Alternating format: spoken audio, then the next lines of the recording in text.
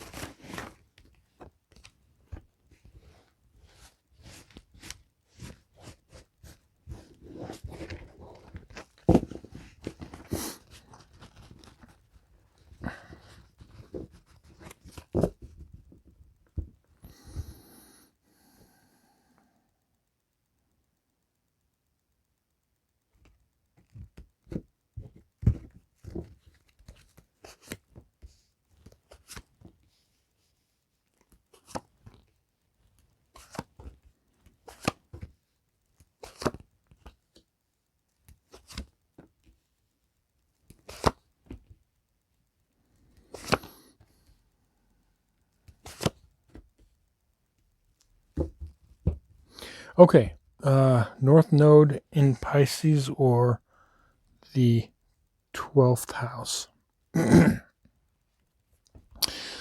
One of the things that's the main theme that's going on here is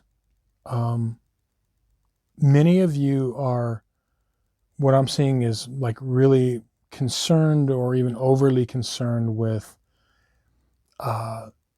finances, and justifiably so. Finances also, things to do with your money, your possessions, okay, and that's to be expected. This has been a very turbulent year, and also with a lot of the aspects, we've got a lot of Uranus aspects coming up. This plays into it. January 14th, we've got Uranus direct in Taurus. Okay, so Taurus is what we value and the financial systems and whatnot. And Uranus is going direct in that. And then the 17th, Jupiter squares Uranus, and then the 20th, Mars conjunct Uranus in Taurus. Okay, so I'm going to really think that there's a lot of I guess we'll see changes, turbulence that is happening generally. Out there in the financial world and in the general population. But, here we're soul centric. This is about, you and your path and how this is going to affect you. And I can see like an overthinking, okay, in that area of life. What's really wanting to come up the first half is everything to do with, your emotional life. Okay. There's some confusion now because of, so some of you, this could have played out with like financial stresses and strains, could be straining the relationship, or the concern of that could make you lose focus of the emotional aspects of your life. But and there could be some that I'm picking up that are like thinking like, what way do I go? Like there's definitely some confusion emotionally in, you know, it's about proper use, you know, of emotions. This is actually a good thing because, you know, this is a lifetime for you to really connect to everything Piscean and the 12th house, you know, working on your emotions, your emotional connection to the universe, your connection to spirituality. And I feel that that's trying to grow in you, but like, it's like these earthly concerns are, you know, keep coming up and taking your focus away from, you know, things that are important in your life, which is, you know, spirituality and things that, or that should be important. We don't maybe see the importance a lot, or, you know, relationships.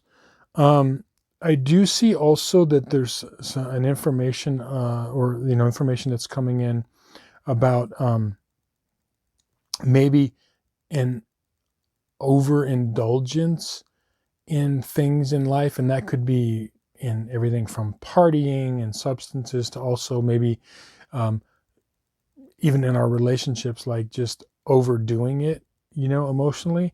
And really what I see playing out here is it's wanting you to focus in on what it is that's going to make you happy.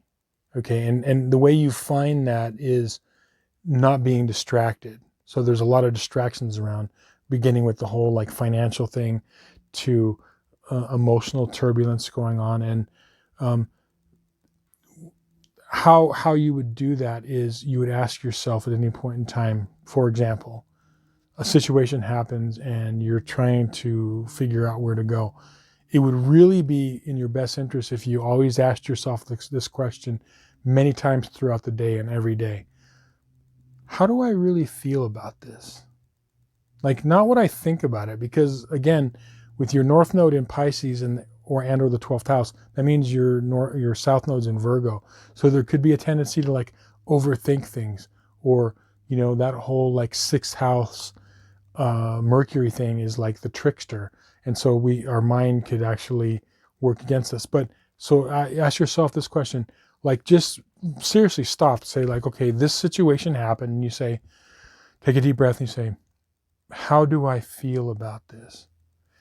And if you do that and you find yourself thinking, okay, it's okay, stop and ask yourself again, how do I feel about it? Until you start to feel, you'll feel sensations in your body. Do you feel good about it? Do you feel relaxed? Do you feel tense? Where in your body are you feeling it? Like that's, you know, that's your connection. These meat suits that we have, okay, are our physical vehicles, but they're also our spiritual vehicles. They contain, you know, with our aura and our chakras, like this is our vehicle to navigate this world we're in. And so when you ask that question, how do I feel about it? And if you're getting that staticky thought, block it out, do it again, and do it as many times as you need. When you do that, that is what's going to be your inner wisdom. How do I feel about it? King of Cups. Okay. How do I feel about anything? Okay. And when you do that, this is what's going to lead you to where you want to go. Okay. Getting out of your head and into your heart. Okay. And being able to trust that. Now, getting into the second half of the month, and we've got these, you know, the Mars conjunct Uranus and Taurus. Okay. It's very volatile energies, but I don't really feel for you. I feel like all of you with this placement, no matter where you're at on your path, are going to be almost immune from a lot of these placements, unless it's obviously, this is general speaking, I guess obviously, unless it's directly affecting your own personal chart in some way, in that case, obviously. But in general, I would say a lot of you are immune to these, because even if you're on a path where you're stuck inside your mind overthinking things, or you're complete opposite and you go overboard in the whole Neptunian trip of like just tripping out, man. Either way, you're going to be immune to a lot of this stuff, as I said, unless it's directly affecting your personal chart. But what you want to do in the second half of the month is be aware of that. And again, I really feel like there's many of you, those close to you, are going to have the clues, like especially in romantic relationships. And they're going to give you clues either in a good way or a bad way, but they're going to give you clues of like how do you feel? Like, for example, you're kind of in a relationship and it is what it is, but then you ask yourself, like, how do I really feel about this? And you're used to going in your head and you go, wait, no, I'm not gonna like think about, well, I like this person because they're this, and I like because they give me that. Like, no. How do you really feel about it? And when you get to that, it's going to show you one way or another, like, wow, am I on the right path with this? Am I not on the right path? There's also going to be a tendency with this Taurus energy for us to focus on our work. And that's actually a good thing. But what I want to caution you is don't use work as another layer of like, I'm overthinking, I'm just going to get buried in work, and where you get buried in work and essentially you're burying your head in the sand. You want to like, balance that out, because I'm kind of seeing that energy, do your work. And the main work, like I said, that you want to do is you want to get that inner wisdom and inner intuition going, because that's going to set you free from your like whole mind trap. Okay, listen to the clues around you, to those close to you, in romantic relationships, in non-romantic relationships, because there's going to be clues coming in. Okay, and listen to those clues. And some of them, it could be telling you, it could be blaringly like telling you, like, look, this is a negative situation. Hello, like, let's like listen to this. Or it could be the opposite, like, this is amazing, you're not really paying enough attention, look at all the great things. But then again, like I said, the clues are going to be there. Make it the other thing too, really quick, is I would say I'm feeling some of you have been wanting to go off into studying something, or like reading books and acquiring new skills. So that could be like, becoming a yoga instructor, taking yoga, like meditating, or whatever it is, like anything that is to, just new knowledge, but especially new knowledge as it's connecting to spirituality, is really going to help you. That's something, if you've been thinking along those lines, really move toward that. And if not, start thinking about developing the more spiritual aspects of your life. And being spiritual doesn't mean necessarily going to a church or anything. It could just mean like, wow, I'm just going to walk and look at everything around me, see where I'm at, like a walking meditation. That's spiritual. That's all you have to do. So with that, we'll end the reading, and just want to say thank you so much for watching, for liking and subscribing. Really appreciate your support and helping me grow the channel. Go out there and make it a great month. 2021, we can all get on the optimal timelines that are for our highest good and highest happiness. And that's what this channel is all about. Again, thank you. Many blessings. Much love.